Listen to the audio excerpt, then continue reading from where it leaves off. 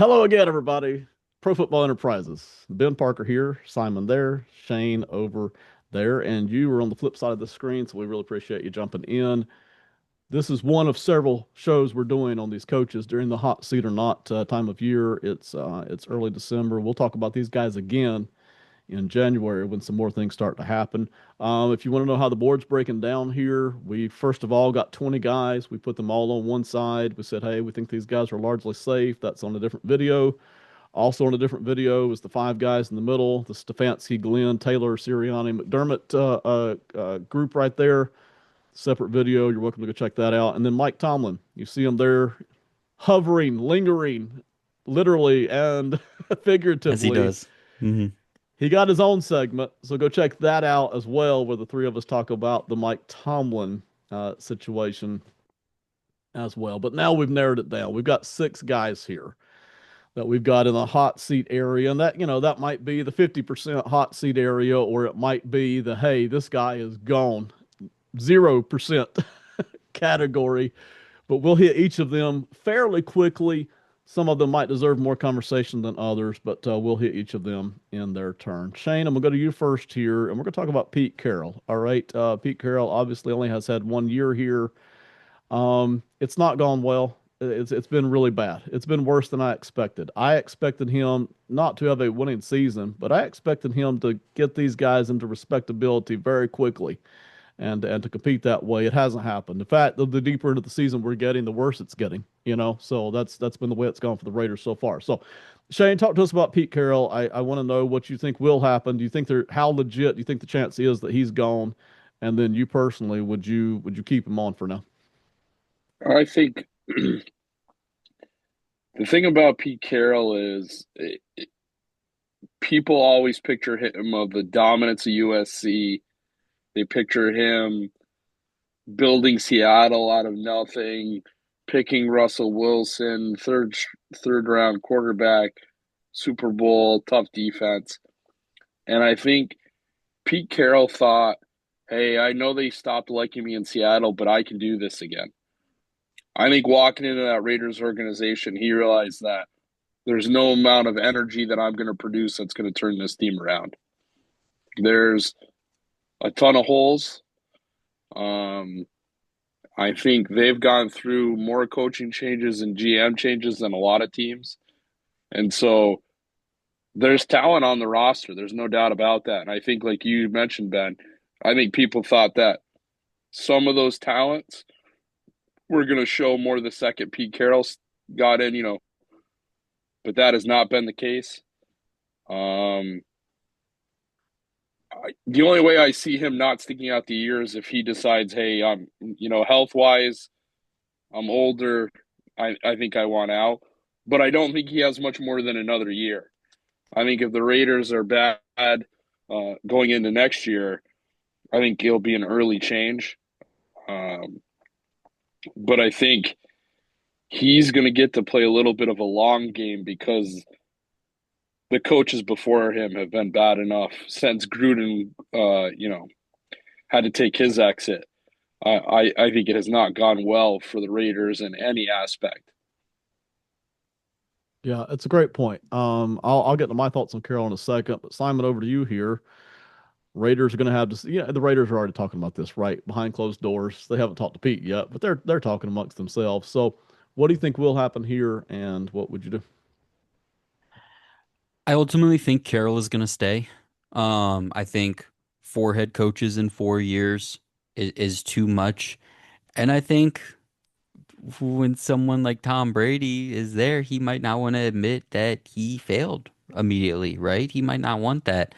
Now, you could also flip the coin and say Brady's ultimate competitor. He's not gonna stand for it, right? He's gonna do your job, hold your team accountable. What I think ultimately ends up happening, is Carroll is presented with the ultimatum kind of that we talked about with Tomlin and some of these other guys. Hey, you fired two of your coordinators that you hired for this season mid-year. You never did that in Seattle, and you did it twice in 2025. We are sitting in, and we as ownership and front office are sitting in on your OC interviews and we are making the decision together. Because if we fire you in 4 games in 2026, we want to have as much information on that guy as possible so we know who to make the interim. And hey, maybe we're even trying to tab a guy for this guy could be our new head coach because maybe we'll get somebody that's totally the opposite of a Pete Carroll, right? Maybe we'll just get a cold, hard, calculated, analytical, nerdy offensive coordinator guy that Carroll would never have found, but they might want as a future head coach. So they're going to go get him and bring that guy in, or at the very least say, between him that we sat in on the interviews for and Patrick Graham, who continues to just like take an awful defensive roster and make it like mediocre statistically, and he just sticks around through coaching changes with the Raiders. We want to know and be comfortable with the whole staff in case we pull the leash on Carroll. But I think moving on from him now, if you want any amount of buy-in from the roster that's currently there. Now, if you're looking at it and you're thinking, we're just going to clean out the whole thing. We're going to trade Max Crosby for a first round pick. We're going to let all the free agents go. We're going to encourage Gino to retire, like whatever. Then sure you can. But if you're like, no, we like some of these defensive pieces and we like a couple of, we want Genty and Brock Bowers to believe in us. Um, you keep Carroll, but you're involved in the OC hire. You keep Patrick Graham as close, like you don't let that guy leave his house all off season or during the interview process. And you're ready in case this goes bad again in 2026.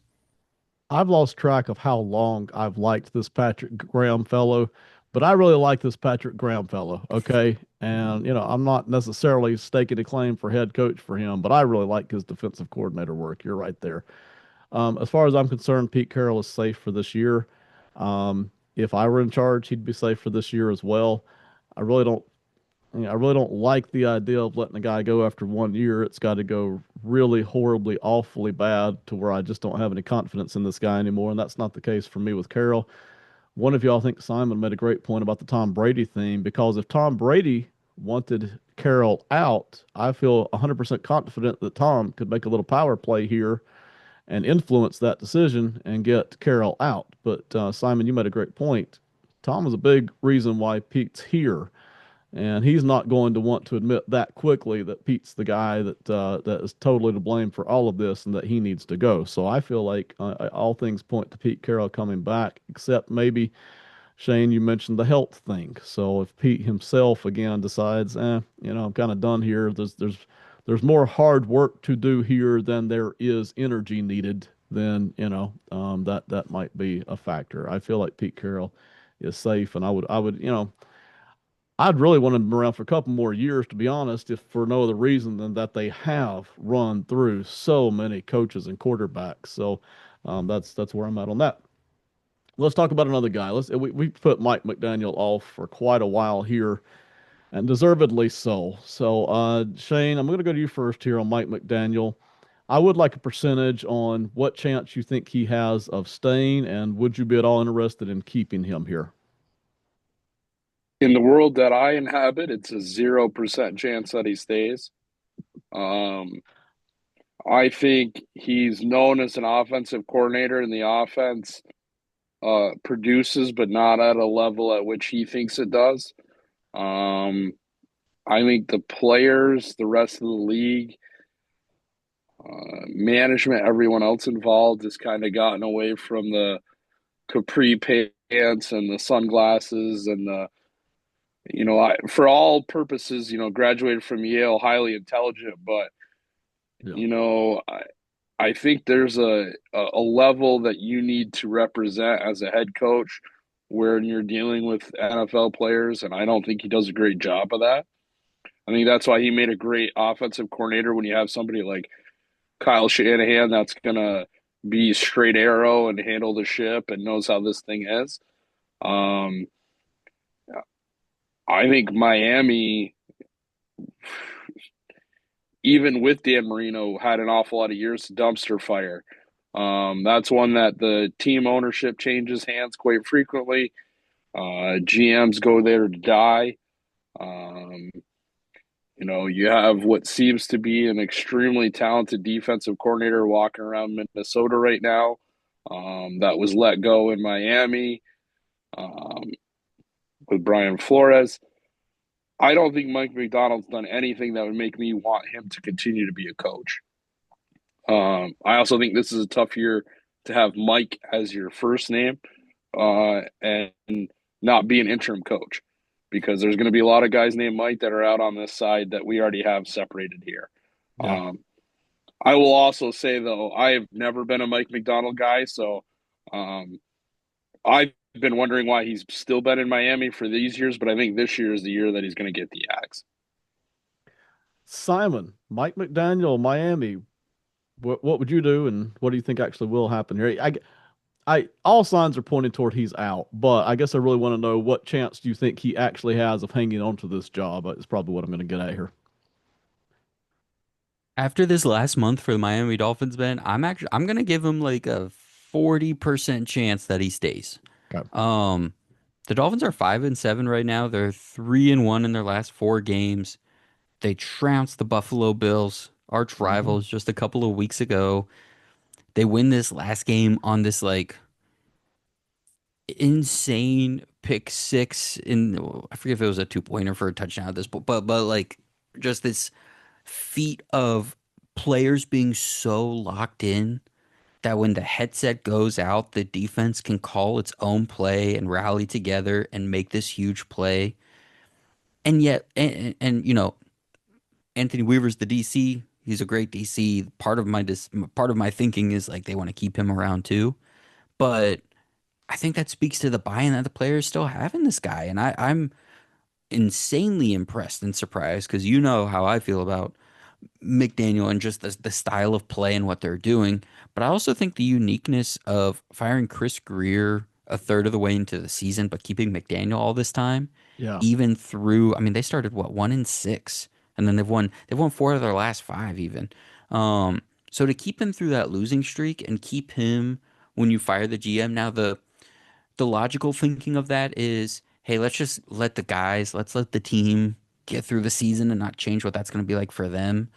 But like fire Chris Greer so we can start realigning. They have fired a couple other executives under him, so we can start realigning like what we're thinking about for the draft and player personnel for next year.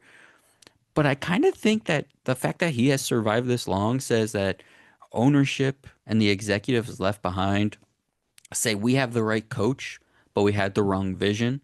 So maybe they even had a conversation with McDaniel of, hey, would you stick around if we brought in a GM this offseason that was going to completely change what we did and brought in a full new route, like change how we draft and scout and sign players?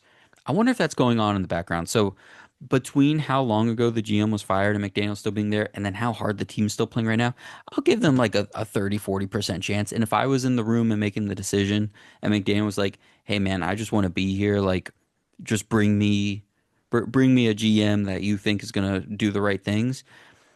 I think I would consider that. We've said it a couple times tonight. Like there's not this like slam dunk person that we want as a head coach necessarily for next year. So like McDaniel is and has proven that in those first 2 years to be the kind of guy that you would hire, that offensive minded genius that you can't get anywhere else. So yeah, let me try for a GM while two is too expensive to truly move on from. But like, let's get a quarterback day two. Let's get a bridge guy to compete. Let's see what McDaniel does with a new look kind of roster. I'd be interested in that. So I'll give him like a 30% chance of staying. It's excellent work by both of you. Real quick on Mike McDaniel before we move on. Excuse me. Uh, I wrote down a 25% chance that he stays because he has not shown nothing. He's shown something even this year. Lately, he's shown something. So that's not unimportant. And Simon, you're right. It is interesting that they fired the GM so early in the season. I mean, really early, and kept McDaniel. And they've continued to keep him, and now he's starting to put together some wins again. I'm assuming that they're going to finish under 500 with my take here, and that they're not going to scratch into the playoffs and and look legit. With that assumption, I'm assuming he's probably gone. That's why I dropped it to 25%. I'm not going to tell Mike this, but I'm going to be banging Pittsburgh's front office relentlessly every day, demanding that they let me talk to Tomlin. Okay, that's what I'm going to be doing. That's my move. And if they just won't let me do it, or if Tomlin says, nope, not interested, I'm going to keep banging on their front office and make Tomlin sit down with me and talk. Okay. If I can't do that, though, excuse me, if I can't do that, if it's just not going to pan out, then I'm willing to have Mike back for another year. I'm not thrilled with it, but I've liked the offensive stuff. Matter of fact, a year and a half, 2 years ago, I was like, wow, this guy's got something here. This offensive, work here. I like. I don't like the way he handles the defense. He almost seems to ignore it. It reminds me of the reverse of who was it? Buddy Ryan back in the late 80s and early 90s, who was like, we got the defense. That's all we need. You offensive guys can just go sit down on the bench. We don't need y'all. It's like we're good. And if it almost feels like the same thing from McDaniel here, that he thinks the offense is all they need, and the defensive guys make a play every once in a while. We're good. That's obviously not the case. Maybe he doesn't feel that way, but that's the way it feels. So I would like for him to adjust some things, but I'd be more than happy to give him another season. Not more than happy. I'd be willing to give him another season. But man, Tomlin's the guy I want here, man. Tomlin to me in Miami would be the absolute perfect fit for me. He could change so much from a culture. He could pick his own GM. I would absolutely love that. But anyway, that's Mike McDaniel in Miami. I'm going to hit two guys at once here. It's the interim guys, okay? And y'all take your pick. You either say something quick about both or feel free to dwell on one. Simon, I'll go to you first. So Mike McCoy, Tennessee, and then Mike Kafka, New York Giants. Interesting about Kafka, he was a hot name last year. Hmm. So it's interesting that he slid into this role and got this chance, but it hasn't changed a lot either. So, Simon, I'll start with you. You're feel free to just kind of briefly hit both guys, or if you want to sit on one, do that. But that's Mike McCoy and Mike Kafka. I shouldn't have done the fart noise. That was rude. Shane mentioned it in a different one of the other videos. Like, there's only 32 of these jobs. You got to work your tail off to get to one of them in any Right. kind of capacity. But man, when we started tonight, I had to expand my window and squint to remember Mike McCoy's name. I'm not considering anything related to that. If I'm thinking about anything from that Tennessee Titans coaching staff, it's where's Denard Wilson going to be a defensive coordinator Okay. next, or is he going to be the new Patrick Graham? And the Mm, Titans are just like, please, for the love of God, stay and be our defensive coordinator while we sort the rest of this out. right. Um, that's all I'm thinking about there. Kafka's interesting. I think I don't think it can go this poorly as it has, and he can be either retained as with the Giants moving forward or really be in like head coaching interview. Like maybe somebody will throw him an interview kind of thing. But at this point, with all the back and forth there was also with play calling and not play calling, I think what he's doing right now is kind of putting on an exhibition of like, hey, this is who I am as an offensive play caller at the very least, and what I can do like in the face of fire. So which of these other new staffs that are going to open up wants to bring me on as a legitimate OC play caller, assistant head coach, and get me back on track to interview for a head coaching job in a year or two. Um, in terms of those two coaches and those current staffs, that's all I'm really interested in at this point. Shane, Mike McCoy and Mike Kafka. Well, I think Mike McCoy has already proved he's not a head coach in the NFL. Um, I think you make this choice as an interim because you had him on staff. Uh, you can tell your fans that this is a former head coach and let them go. Uh, the thing for me is I have never been a Kafka guy. I think he's worked his way through some coaching trees that make him look like he has better offensive chops than he does as a play caller. Um, I think he got credit for some things that I would question how much insight and how much power he had and how those offenses were run. Um, and he's gotten credit for having some pretty good quarterbacks to run those offenses too. Um, I have not been impressed with the Giants offensively underneath his command, uh, both as the OC or as the head coach. Um, and if I'm the Giants, I think I'm a lot closer than some of these other teams are. Like I mentioned when we were talking about the Mike Tomlin coaching avenue in the last segment, Yeah. If you're the Giants and you get a coach like Tomlin, I have the quarterback of the future, I believe, in Jackson Dart. Um, Depending on how Cam Scatterbo can come back, I have a weapon there. I have some pretty great defensive players. I apparently need to get my defensive draft pick to figure out if he wants to be a professional football player or not. Um, but that's a team I think has a chance. But I don't think Mike Kafka has anything to do with that. I think without having Jameson Winston on this team and the way that he kind of keeps the guys together, as either you want to say Pied Piper or whatever role it is that he feels for these teams, I think this season could have gone really bad for the Giants. Um, and I think Kafka hasn't done anything that makes me go, hey, I'm going to give him a shot, or I'm going to talk to him the next time I need a head coach. To me, Mike McCoy has zero chance. It's a 0% chance to stay on as coach next year for Tennessee. That's where I'll stop there. Mike Kafka, I've got him at like 3%, 4%, 5% chance, somewhere in there. It is interesting. He was a hot name a year ago. Yeah, a lot of teams were definitely interested, but it's also interesting that no one hired him. And I'm not saying that that's anything against him because guys get interviews every year and don't get hired. But it is interesting that he didn't get one of the jobs, right? And then you come to this year, the Giants let go of Dable fairly early in the season, fairly early, and they give Kafka a chance here, and nothing really has changed. And I realize, that may not be completely a reflection on Kafka's abilities because you already have a lot of other things kicking in here. But still, nothing has changed, right? And if you're the Giants franchise, I'm sure you look at yourself, maybe not everybody else looks at you this way, but I'm sure you look at yourself and you don't necessarily think we've got to hire the guy who was hot last year and nothing changed when we gave him a chance this year. You probably think to yourselves, we deserve a Mike Tomlin or we deserve some other larger, bigger, hotter name. And I really feel like Kafka's had his chance. I really feel like with the Giants job, and that may change, a year or two from now if he rolls into other OC positions. He may become a hot name again, but that's where I'm at on those two guys. That leaves us with two names here. We have done a lot of work tonight to get to these two names, Raheem Morris and Jonathan Gannon. We'll talk about both quickly.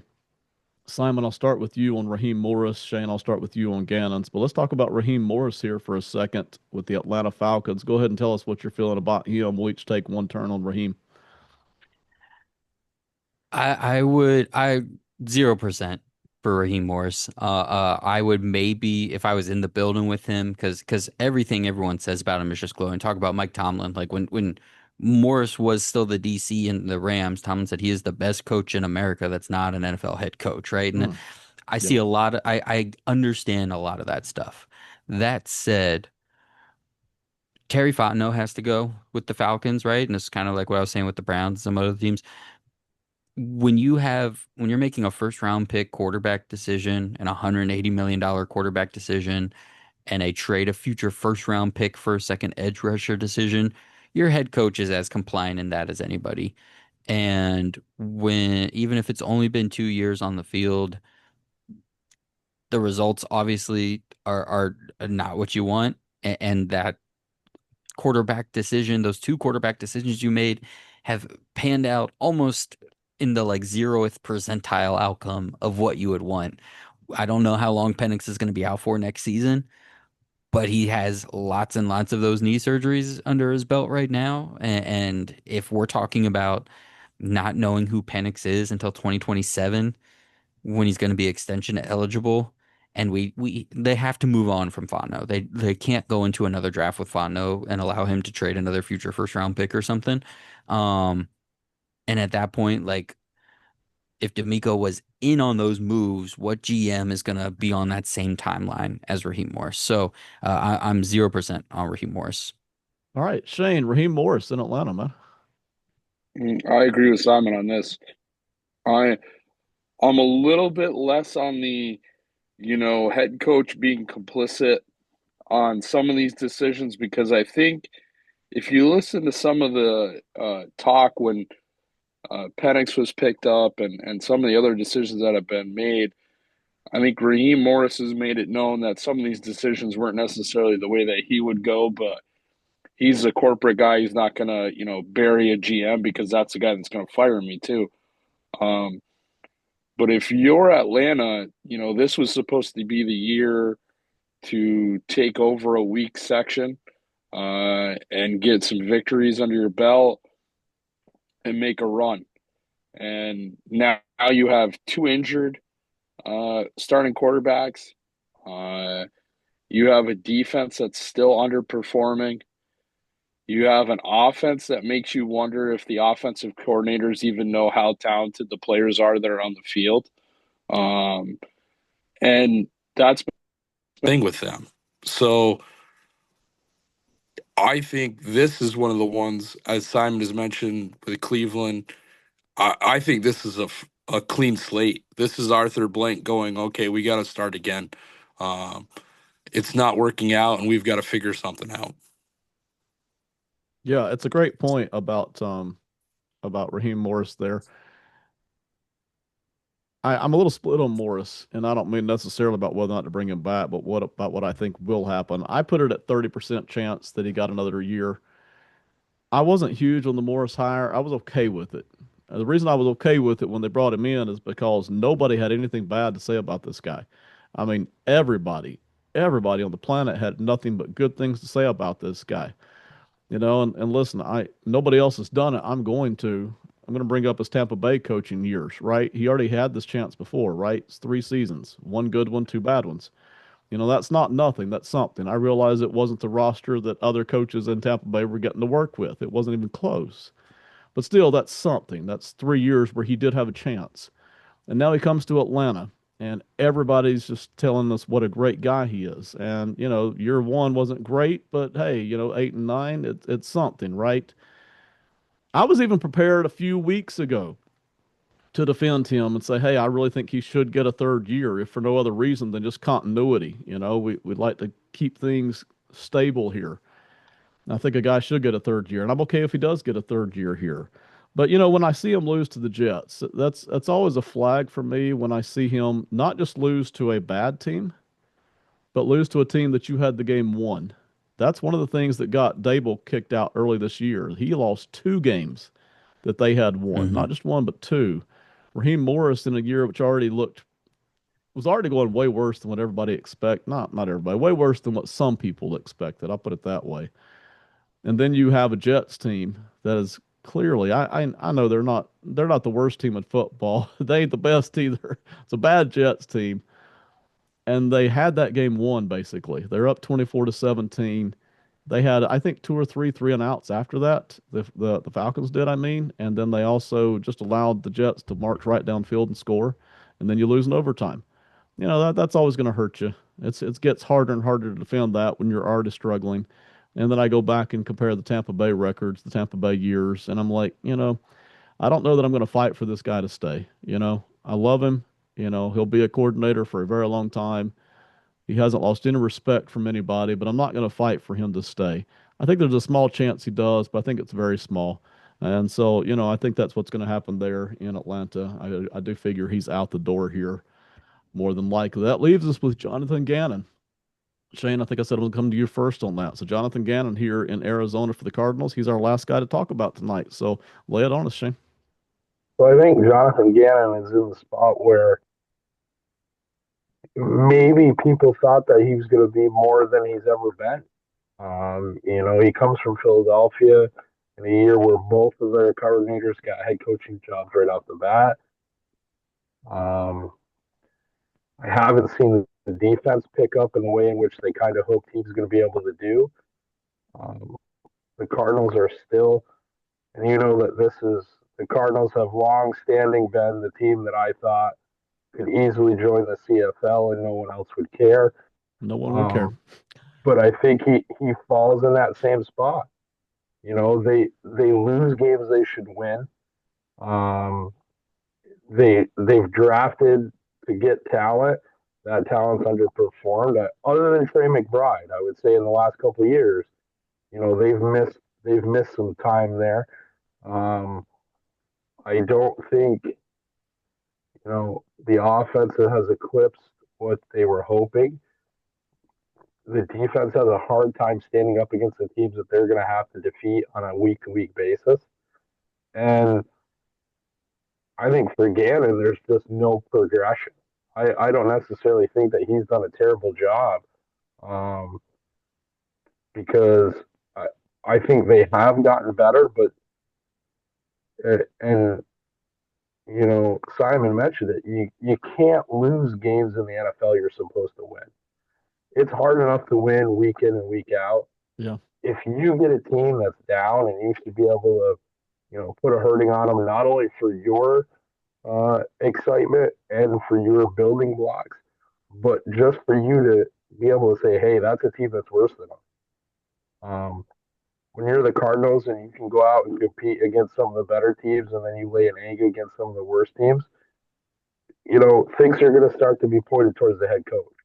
Um, I think having Kyler Murray as your starting quarterback makes it difficult to be a head coach for anybody. Um, I think he's going to be a good guy that goes down as, you know, kind of a coach killer. Because even when you give him an offensive minded guy, then, you know, word is that as long as you come out with a new halo, then he's not going to be in his playbook. Then you get a guy that's supposed to be a little bit less friendly and more stick to it, and have the Cardinals increase from when they had an offensive mind. I don't think so. Like I said, the Cardinals have been a team I've long forgotten about, and I think that Gannon will be on his way out this year, and they'll be looking to start everything anew for the Cardinals. All right, that's Shane Ratliff, everybody. We'll catch him one final time in just a second, or we'll see if there's anybody else on the GM coordinator side out of these last few franchises that he wants to make note of. Simon, Jonathan Gannon, man, Arizona. Yeah, just went back and looked through some things. Obviously, first thing I wrote down was 3 seasons as head coach, losing season every year. Major regression this year. They go 8-9 last year. Kyler is playing in every single game, but it's 1 year off of the major knee injury, so we knew even early on he wasn't all the way there yet. There have been highs and lows. There's been really good run game innovation. There's been really cool like defensive back stuff that they've been doing. So there's been interesting things mixed in throughout. Obviously, Clayton Adams leaves, which I've talked about 100 times at this point. Who was the offensive line coach, run game coordinator. He's now the offensive coordinator, run game coordinator in Dallas. And they have a great run game, and things have kind of lost their luster with Arizona in that offense a little bit. But I think at the end of the day, we haven't seen enough of Gannon with the vision of the quarterback that was promised, essentially, right? He comes in to be the Cardinals head coach, and the expectation is Kyler Murray is your quarterback. Whatever you want to say about Kyler Murray, whatever you believe the actual ceiling is for him or not, Gannon essentially built a staff and a game plan and a 3 year outlook on this guy's my quarterback. And Kyler's played in 25 of the 17, 34, 46 games or something like that. So like what, a third to a half of the games essentially for Kyler Murray, especially as a healthy version of himself. Um, Considering I think everybody likes Monty Ossenfort, the GM, and there's no thoughts of like this has to clean house, like everything's going wrong, like we have to get a new GM in the building. I would say let me see what Gannon looks like for 1 more year. Let's get a healthy quarterback in that's not named Kyler Murray, where we can say in whether it's March in free agency or April's draft, and then say, all right, Gannon, you and hopefully Petzing, unless you moved on from him in January, February, you and Petzing and the rest of your staff, here's your quarterback, here's your roster. You've got 4 months to game plan until training camp. This is going to be the group you go into 2026 with. You better invest in a backup quarterback that you believe in because we're not going to give you the injured quarterback thing again. And let's see what happens in year 4. The one thing I went back and looked at, because as Shane was saying it, it was all coming back to me with Gannon. He's 5-11 in the last 2 years in one-score games. So the Cardinals have played in 16 one-score games, and he's 5-11 in those. Now listen, you could tell me that if your record in one-score games is the height of your quarterback, who is not playing in most of those because he's injured, um, I would understand. When you don't have that guy, you might not have that guy. And when he's out most of the time and you're playing with a backup, you're playing with a backup. You're going to lose one score games when you have a backup quarterback more often than not. But still, one score games, you got to talk about coaching a little bit. And that 5-11 is pretty like even across 2 years. It's not one really bad year and one okay year. So, um, I would understand if somebody moved on from Gannon. I wouldn't be shocked, but I would personally give him another shot. I would put him somewhere between Pete Carroll and the Raheem Morris and Mike McDaniel spot. So I don't know if that's I've lost track at this point. I don't know if that's 40% for us right now, 38.5%, whatever it is. I would put him Yeah. between there somewhere, but I would keep Gannon for another season. Again, assuming, yeah, it's not like Austin Ford or ownership's like Kyler's great. It's Gannon's fault. If it's like, okay, no, we know we need to do something new at quarterback. Um, let's get Gannon a different quarterback. Then I'd keep Gannon for another year. Excellent work by both of you on all these guys, but on Jonathan Gannon here specifically, I personally am done with Jonathan Gannon, and I don't think, excuse me, I'm sorry for the coughing here. I don't think he's going to get that other year, and I wouldn't mind if he did. It wouldn't bother me. Shane mentioned it. He hasn't done a terrible job, but I just don't know that he's done enough for me to fight for him. I will say part of the reason I'm done with him is that I was never excited about him in the first place. So I automatically have that blah bias, right? It was just, okay, he was a good coordinator. Somebody wanted to hire him. That's fine. I haven't seen anything since then that got me excited or interested or, ready to fight for him. Even if he had been, say, 5-7 this year and was kind of cruising toward a just under 500 record, I probably wouldn't be willing to fight for him to stay. But man, he's lost 8 out of 9 games, I think it is. And, a couple, two or three of those games have been blowouts. And then there's that loss to Tennessee, and it just gets harder and harder this year to fight for him to stay. And so I think all things considered, I'm ready for him to go. And in all honesty, I'll just hit it real quick. I'm ready for Arizona to move on from Kyler Murray. Not that he can't play in the NFL. It's just kind of that time to me feels like it's done. But now I don't want to be in the Chicago Bears position where they found themselves more than once, where I bring in a new quarterback and keep the old coach. Because then I'm kind of in that dilemma of, man, the quarterback looked kind of good, but now that we start over with a new coordinator and a new coach in year two, it's not that I can't operate that way, but I just haven't seen enough out of Gannon to make me want to operate that way. So keeping the GM, Austin Fort, of course.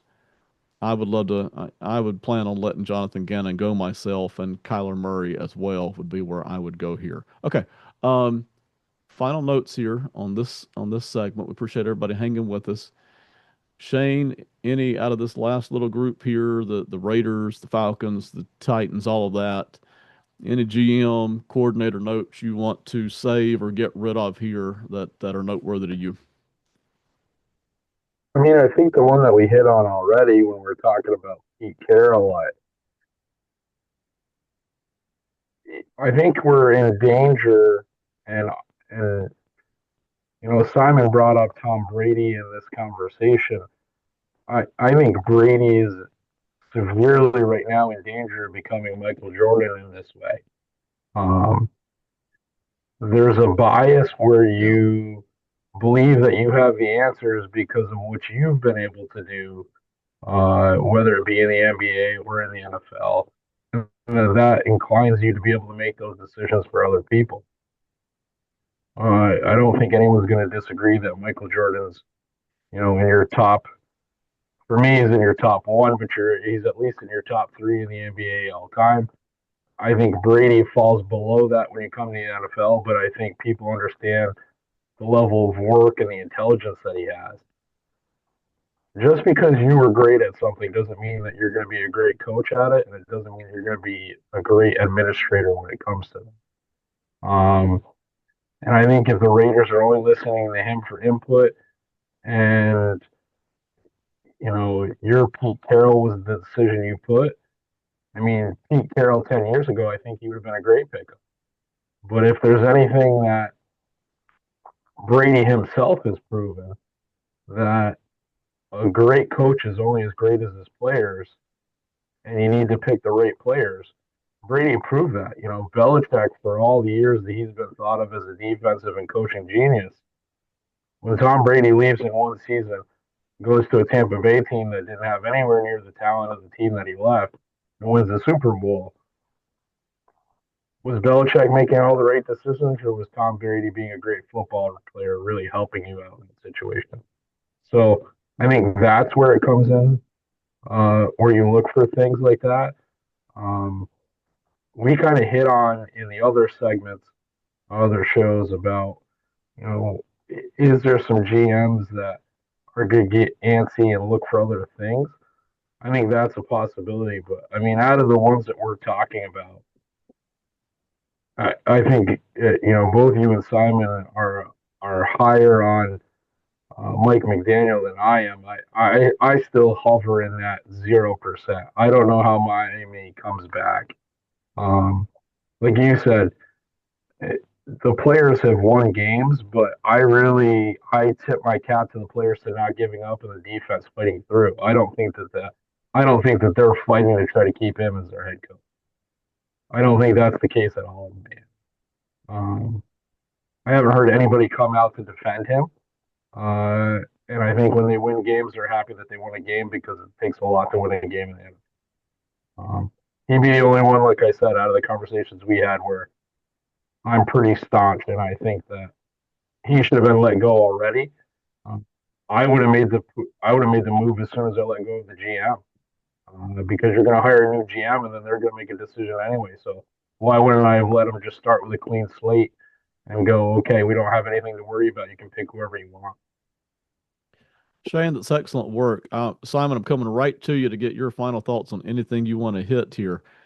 I do, Shane, like the Tom Brady, Michael Jordan note there, because while I'm perfectly fine with Tom Brady being a part of all this, decision making, franchise leading, whatever, but it's a fact that the number of great players in Major League Baseball, but even more so in the NBA and in the NFL, who have been able to transition that into a great coach or a great general manager is rare. And I mean diamond rare. It is hard to come across. It's not never, but it's very unusual. Ozzie Newsome is a name that instantly comes to mind. He was beautiful as a player and even better as a GM. I love Ozzie, but that's rare. It's not the norm. And Michael couldn't do it. Magic Johnson couldn't do it from the coaching box, the coaching side of things. It's just a different skill set. You know, whatever gift you were born with that made you a great player that you added to by all your sacrifice and hard work, it's a different skill set than having to teach other people with less talent than you how to do it, or sit in an office all day and break down film and decide which players we're going to add to this team. Those are completely different skill sets. So we'll see. I don't mind Tom Brady getting his chance, but it's very, very rare that these great players are able to cash that into a second career as a general manager or a head coach. All right, Simon, pretty much going to let you have the final word here on anything you want to talk about, GM, coach, coordinator. I don't think any of these specific teams have anything we haven't talked about. Just it's scary to move on from head coaches, man. This is why, again, I'm just gonna give shout out to Mike Tomlin again. Like, yeah, these are the guys you end up with sometimes, man. You fire Mike Tomlin, and you've got Jonathan Gannon doing finger guns at his press conference. You got Mike McDaniel in his skinny sweatpants. Imagine Pittsburgh fans, and I'm just gonna make this about the Steelers again. Imagine Pittsburgh fans had like Mike McDaniel been the one they fired Tomlin for, and he gets up on that press conference, and what they would have done. They would have lost their minds. So the coaching carousel's tough.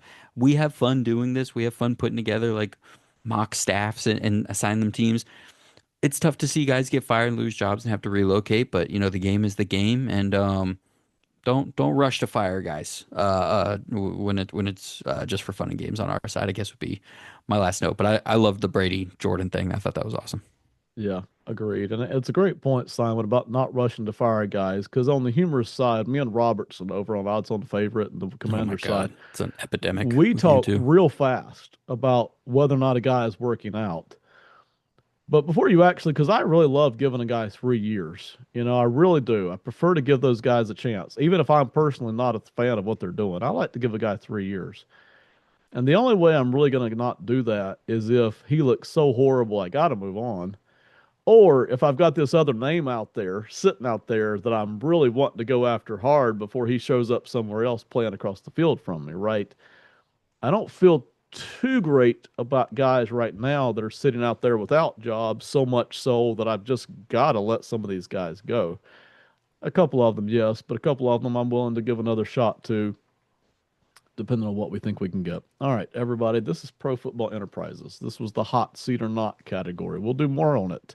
We've already done more on it. So if we didn't hit a guy in this segment that you wanted to hear talk about, we hit all these guys. So you're more than welcome to please go check out the other things. That's Simon Short. That's Shane Ratliff. Thank you all very much both for the work. A lot of hard work. We really appreciate it. All of you in the audience, have a great one and good night.